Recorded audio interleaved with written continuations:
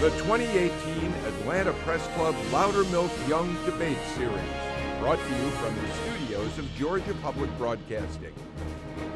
This is the race for State Attorney General.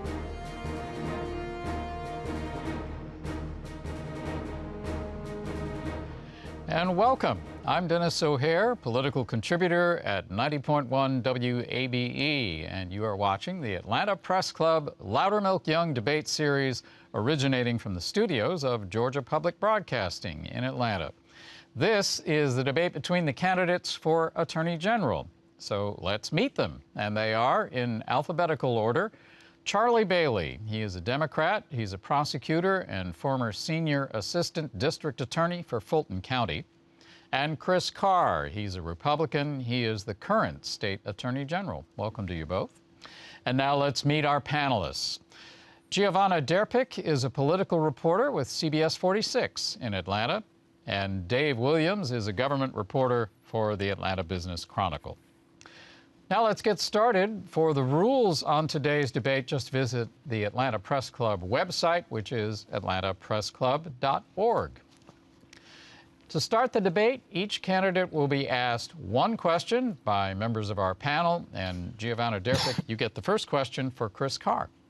Thank you. Mr. Carr, welcome. Thank you. Mr. Carr, you joined approximately 17 Republican state attorneys general to fight some Affordable Care Act protections involving pre-existing conditions. What would you do in your capacity to protect people who are concerned, who have pre-existing conditions? Well, let me start by saying thanks to the Atlanta Press Club for hosting this. This is a great tradition and greatly appreciate your continued support for candidates. I have to take issue with the way you've characterized the lawsuit. It actually, the only thing I'm opposed to is unconstitutional federal regulation, and that's what this law is. Obamacare is unconstitutional, plain and simple. When Chief Justice Roberts in 2015 wrote the opinion, 5-4 majority, said the only reason Congress could do what it did with Obamacare was because of the tax authority. Back in December, when Congress passed the tax bill, President signed it into law, that tax went away. So the law is unconstitutional based on the tax authority. I am not opposed to pre-existing conditions in any way. In fact, once this law is declared unconstitutional and Congress has to go back and do it the right way, I call on them to include pre-existing conditions. But I also call on Congress to make sure I can keep my doctor. I call on them to make sure that there's enough competition to drive down costs. I've actually been supporting small and mid-sized firms to be able to get association health care plans. So that's what I stand for. Thanks very much. Now Dave Williams has a question for Charlie Bailey. Good evening, Mr. Bailey. Good evening, Mr. Williams. You've talked during the campaign about the need to address the opioid crisis and gang violence in Georgia. Now, those are both issues that your opponent is already taking on. He's formed statewide networks on both. Is there anything on those issues that he could be doing better, and if so, what? Yeah, so what my opponent's done on this is send a couple of press releases and have a press conference. I'm a prosecutor. I'm not a bureaucrat, and I'm not a politician. And what we need on this, see, I grew up in the church, and what I learned was words without deeds, well, they are dead. I'm in this race because I was a line prosecutor working in the largest and busiest DA's office in the Southeast. I put away some of those violent criminals in the state of Georgia. And right now, there's not one assistant attorney general working on organized crime and gangs. There's not one assistant attorney general working on human trafficking. There's not been one suit on behalf of the people of Georgia against the opioid manufacturers and distributors that caused this crisis. So when I'm elected Attorney General, we're going to build for the first time in the history of the state of Georgia an organized crime and gang division in the Attorney General's office, and I'm going to bring suit against every single pharmaceutical manufacturer and distributor that deceptively marketed these opioids to our doctors, and I'm going to pursue, I'm going to look into whether it is suitable to have criminal investigations and charges against those same executives. Thank you, Mr. Bailey. Mr. Carr, because he directly referred to your record, we'll give you 30 seconds to rebut, particularly on the question of joining other states that have sued the drug manufacturers. Thanks, Dennis. My opponent's confused. We've been focusing on the opioid crisis from day one. We're a part of a 40-state, multi-state investigation. About 3 weeks ago, we named a consortium of law firms that's going to protect the interests of the people of the state of Georgia, as has been happening with other states as well. And we've started a statewide opioid task force as well as that. And on the issue of gangs, I've been talking about the issue of gangs since spring of 2017, called a first of its kind meeting with the U.S. attorneys, our office, state, federal, and local authorities. So we're very proud of our record. Thank you very much. That concludes. Unfortunately, because of the format, we're kind of restricted here. 30 seconds for rebuttal, and then we have to move on. That concludes the first portion of the debate, and I know the candidates have questions for each other, so we need time for that. Each candidate will have 30 seconds to ask a question, and the candidate who is asked the question will have 60 seconds to respond, and then there will be 30 seconds for the candidate who asked the question to rebut. By random selection, Chris Carr, you may ask the first question. Thanks, Dennis. I've been doing this for a long time, and with all due respect to the press club, and know that this has been going on for a long time, but I think some of these questions are oftentimes gotcha questions. This is an important job. I'm running for the role of Attorney General. I'm not running against Charlie. It should be about our record. It should be about our experience. It should be about our philosophy. I'm proud of my record. I've worked at Alston & Bird, one of the finest firms in the country. I've worked for United States Senator Johnny Isakson as Chief of Staff. I've been the Commissioner of Economic Development under Governor Deal, where we brought 84,000 jobs and $14 billion worth of investment to our state. And I've been the Attorney General now for 2 years, and people can see our record. But your 30 seconds is almost up. Do you have a question for Mr. I'm proud Bailey? of it. I don't have a gotcha question. I'm proud of my record. Part of my philosophy is this. I believe what the great Scottish philosopher Thomas Carlyle once said, sic vos non vobis, not for ourselves, but for each other, and that's what I believe in. All right. So I don't have a question. I'll defer back to y'all. Okay. Mr. Bailey, question for Mr. Carr. Thank you. Chris, I've got here an application for employment for a staff attorney in the Attorney General's office. This is current on the website. And in the second page, there are 9 questions that go to experience of litigation. You want to guess at how many of these 9 questions, if you were applying for a staff attorney job in the Attorney General's office, you'd have to mark none or no experience for? This is a great example of what I just said. There's absolutely nothing about that question that goes to the role of the Attorney General. In fact, I think it's offensive to the lawyers in our department who are working each and every day to represent the people of our state. 150 lawyers, 300 SAGs that are proudly representing the state. My job is to support the lawyers that work in our department. So that's just a gotcha question, and I'm sorry that the people of Georgia have to put up with that. Mr. Bailey, you have 30 seconds to rebut if you want. Well, that's a politician's and a bureaucrat's answer. The answer to the question is there are several questions on this application for which Chris would have to mark none or no experience. The bottom line is he's not qualified to get an interview in the job for which he serves as Attorney General right now. He's never been a prosecutor, he's never tried a case, never argued a motion in front of a judge, and what is offensive, it's offensive to the people of Georgia that their top lawyer is someone that's hardly ever been a lawyer. All right. That concludes our second round, and for those just joining us, first of all, welcome. And secondly, this is the debate between the candidates for Georgia Attorney General.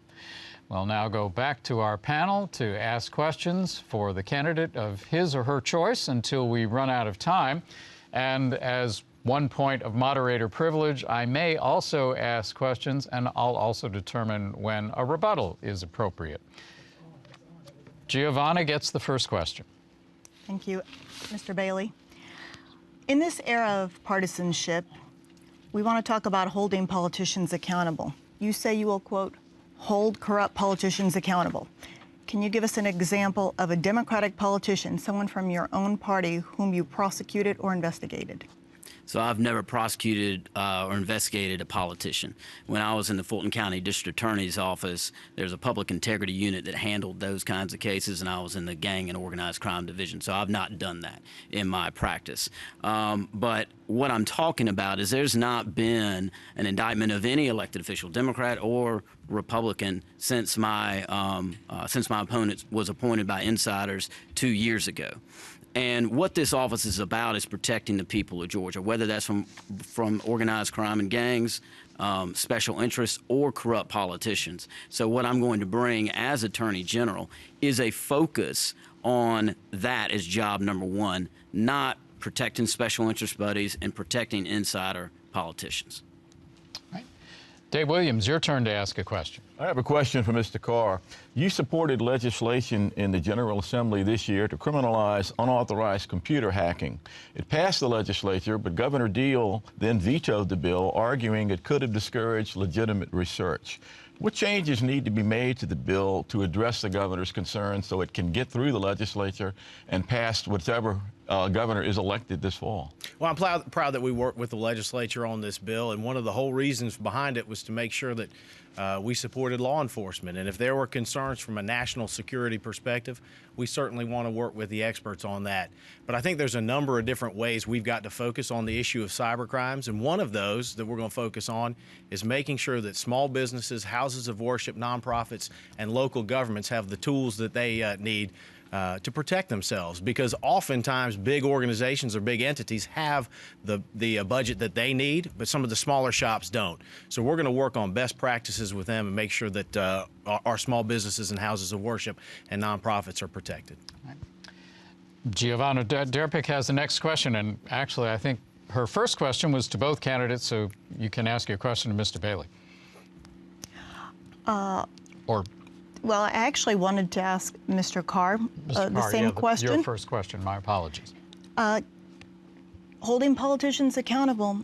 Sir, can you give us an example of a Republican politician, someone from your own party whom you've prosecuted or investigated? My job is to uphold the law. And so we're going to go wherever the law takes us. That's irrespective of party. But we're certainly not going to keep a scorecard. We're going to do whatever the law requires us to do. It is our job to make sure that we protect, that we prosecute those that have engaged in crimes against the state. We will do that, but I'm not going to keep any scorecard one way or the other. I'm about the rule of law. I'm about following the law, and I'm going to work with the experts in the department to make sure we do just that. Dave Williams, your turn for a question. I have a question for both candidates. We could start with Mr. Bailey. And you'll both get 60 seconds for this. Georgians will vote on Election Day next month on a constitutional amendment creating a statewide business court. What's your view on that question? I think it has some merit. There are a number of complicated issues that go into business litigation. Before I was a prosecutor, I was a lawyer on behalf of regular Georgians and small businesses. So I believe it has some merit. I'm a little bit concerned about the construction of the amendment. I'll also say that I have full confidence in the state courts and the superior courts in the state of Georgia to address those issues. So while I do think it has some merit, I will not be voting yes on that. Mr. Carr. I was proud to serve as Governor Deal appointed me the head of the Court Reform Council that discussed this issue. We're the #1 state in the nation in which to do business for a lot of reasons. It's part of our DNA to solve problems, the private sector, the public sector. Those that testified at our committee hearings were largely and strongly in favor of having the structure of a business court. It would reduce the amount of time that businesses would be involved in litigation. Those that have been involved in the business court in Fulton and Gwinnett counties thought that it was a very positive thing for us to do. So the constitutional amendment is on the ballot, and I will be voting yes for the business courts. All right. Thank you very much. Giovanna Derpick has the next question. Mr. Bailey, in the Augusta Chronicle, you indicated you'd support President Trump and USAG Jeff Sessions, quote, until it affects the people of Georgia. Which areas do you support President Trump and which areas do you not in terms of the state AG's job? Sure. So like I've been talking about since I got in this race in February, I'm going to create this gang and organized crime division. And if the president and the federal government want to help us in that effort, then I welcome their help. I don't need to take direction from the federal government or anybody in Atlanta or any consultant because I've done this on the front lines. I've worked on the issues, which is why I'm endorsed by the largest law enforcement organization in this state, the Police Benevolent Association. So where they want to help on that, I'm glad to have their help. But where they are going to affect the people of Georgia negatively, like the ACA litigation that you brought up, which my opponent has us, and you, me, and everybody in this state involved in, that'll take away the health care, not over the 400,000 Georgians that are on the exchange. and not only prevent healthcare expansion for the 500,000 Georgians that would benefit from Medicaid expansion, but would threaten the healthcare of over 4 million Georgians that have pre-existing conditions. On that, I'll stand against President Trump and my opponent. All right, Mr. Carr, you've already addressed that, but very quickly, 15 seconds. Charlie knows that's intellectually dishonest. It's legally and factually incorrect, and it's nothing but an election year scam. All right, Mr. Bailey, 15 seconds for you. Maybe Chris is confused because he hadn't practiced law in 17 years, but one, the legal argument that he put forward in that litigation is a farce. It's absolutely ridiculous. And here's the bottom line. You are the Attorney General for the people of Georgia, so I'm going to side with them and not the corrupt insurance companies. Thank you very much. Dave Williams has the next question. This is also for both candidates, so I guess we could start with Mr. Carr. Predatory lending comes up from time to time in the General Assembly. We have a law now. Critics say it's not strong enough. Should we be doing more to guard against predatory lending? Well, my job is to uphold the laws that are passed by the legislature and signed by the governor. I'm very proud, though, of the work that our Consumer Protection Unit does, particularly as it relates to elder abuse and scams and crimes against the elderly. If it does need to change, it's properly handled by the legislature, and I would encourage any discussion that needed to be had. But, you know, one of the things that we are focused on is elder abuse, and predatory crimes oftentimes go against, are committed against them, and that's going to continue to be a focus of our department for the next 4 years. All right. And was that question to both of them, just to clarify? Yes. Yes. Mr. Bailey, 60 seconds for you. Right. There hasn't been a significant piece of consumer litigation on behalf of the people of Georgia since the tobacco litigation in the 90s, and we were late to that game. Our law, our predatory lending law, is not strong enough. It was one of the strongest and one of the best in the country back when my mentor, Governor Barnes, was governor and Senator Vincent Fort passed it. It was stripped away by the next governor. So one of the things that Chris and I differ on is you also have to be an advocate. Yes, you are the lawyer for the people. You are the top prosecutor in this state, but you have to be an advocate for laws that protect people. And so I will use the bully pulpit. I will use my political capital to push for a stronger predatory lending law. And then with that law, I'm going to go after every single predatory lender in this state. All right. Giovanna Derpick has the next question. Mr. Carr, is there an area where you disagree with President Trump and would oppose him because you feel his policies may not be in the best interest of Georgians? You know, what I have done is I have supported the president when I've agreed with him. And I want to say I support him on a couple of different areas. Number one, I've supported him on taking the lead on the opioid crisis. When the President of the United States takes the lead on an issue, that means something, number one. Number two, I want to thank him for tackling overburdensome regulation. Look at how the economy has been unleashed. Consumer confidence is up. The economy's going great guns, so I support him with that. The other thing is I want to thank him for the support he's given for the men and women in uniform. That's long overdue, both overseas and here back at home. And I've been supported by the Fraternal Order of Police. 81 sheriffs have supported me, 28 district attorneys, and so I want to thank him for that. If there's a role to play where we need to, because I believe in the principles of federalism, the federal government's got its role, state government's got its role, we certainly will do that as well. Dave Williams has the next question. I have a question for Mr. Carr. It has to do with the role of the Attorney General. You talked about not being an advocate, letting the legislature take the lead. Both yourself and your Republican predecessor, Sam Olens, joined a lot of other states. Georgia joined a lot of states in suing over Obama administration, either laws passed by the Congress at the time, like the Affordable Care Act, or rules like the Clean Water Rule, the waters of the United States. Is that the proper role of states and the attorney generals to get involved in what the federal government does? Or should the attorney general stick to representing the state in legal cases? No, I think that there's a proper role to be played. You know, having worked with Johnny Isakson for 11 years, 6 years as his chief of staff, there was a period of time, quite frankly, when Congress wasn't getting the job done, and nature abhors a vacuum. And when that vacuum gets filled, oftentimes it would get filled by the federal executive through executive order or through regulation and that sort of thing. And because I believe in the principle of federalism, somebody's got to push back. And if Congress wasn't pushing back, it needs to be the states, either through governors or through attorneys general. And you're seeing more and more state attorneys general pushing back on both sides of the aisle. You've seen Republicans, you've seen Democrats. So yes, I believe that my job is to defend the Constitution of the United States, Constitution, laws of the state of Georgia, but most importantly, the interests of the people of Georgia. So there are definitely times, absolutely there are times, both at the federal level and at the state level, that we should be advocating. I advocated for stronger human trafficking laws. There are definitely times we need to do that. I think because the role of the Attorney General is such a central issue and it has to do with the office itself, Mr. Bailey, I'm going to throw that question to you as well. Is it the proper role of an Attorney General to be engaging in what some people on both sides of the aisle have criticized, depending on their point of view, as partisan warfare? Well, the role of the Attorney General is to protect the people of Georgia. And then if they are harmed, to go out and get them justice. That's the role of the Attorney General. And so whether that is, and I've been clear, whether that is organized crime and gangs that are threatening people, whether it's special interests that are threatening people, whether it is a federal government that is threatening the people of Georgia, and we already talked about the ACA, I'll add another one in there. The Interior Department, in all its wisdom, has come up with a plan to open up 90% of the continental shelf to offshore drilling.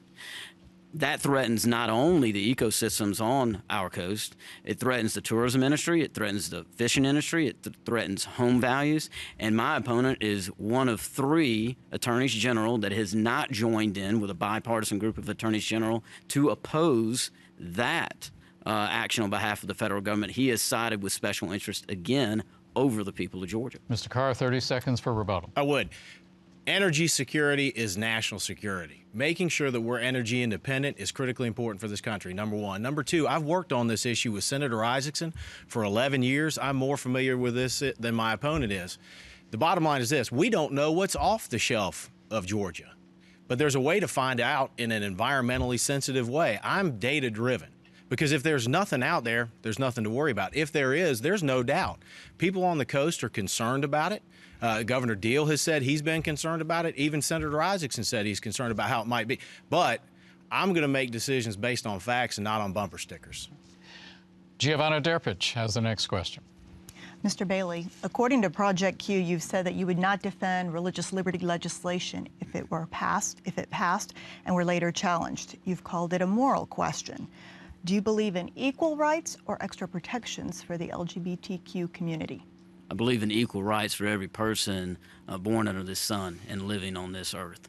And that piece of legislation that's been gladly, and I'm glad that Governor Deal has kept it from being passed in the state of Georgia, but it is immoral. I said before, I grew up in the church.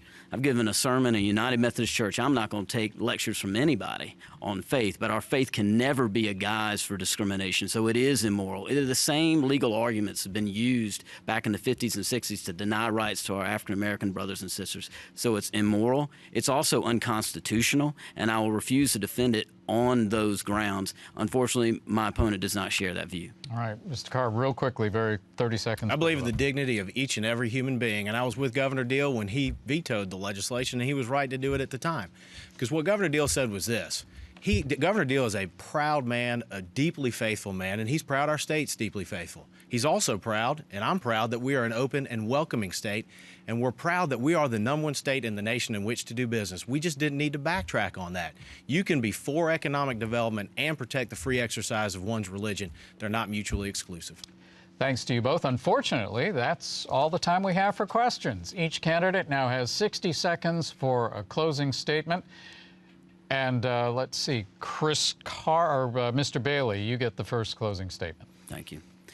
Every day, the vast majority of Georgians, they get up, they go to work, and if they are lucky, they are working one job. But many of them, far, far too many of them, are working 2 and 3 jobs, and they're doing that to try to provide just a little bit better life, just a little bit more opportunity for their kids than they had, and they can't quite do it. And they can't quite do it because there's powerful forces arrayed against them, and they come in the form of organized crime and gangs, and they come in the form of special interests, and they come in the form of corrupt politicians that care more about protecting those special interest buddies than they do about protecting the people of Georgia.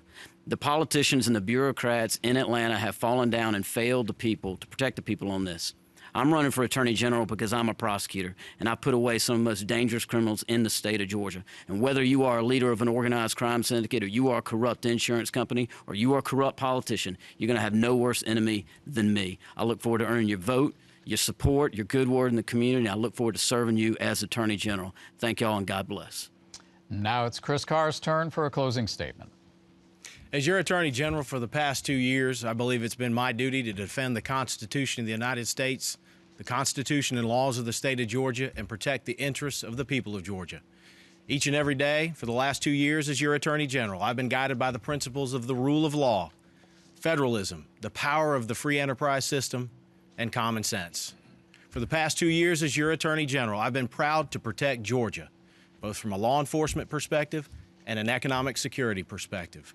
I ask for your vote starting on Monday, October the 15th, and hope to be able to serve for another 4 years. Thank you.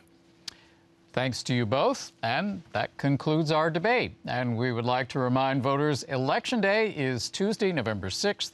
Early voting begins October 15th. Our thanks to the candidates and to the panel of journalists. And we'd also like to thank the Atlanta Press Club and Georgia Public Broadcasting for arranging today's debate. And for more information on the full schedule of general election debates, please visit atlantapressclub.org. And this debate will be archived there and on Georgia Public Broadcasting's website, gpb.org. I'm Dennis O'Hare. Thank you for joining us for the Atlanta Press Club Loudermilk Young Debate Series. Have a great day.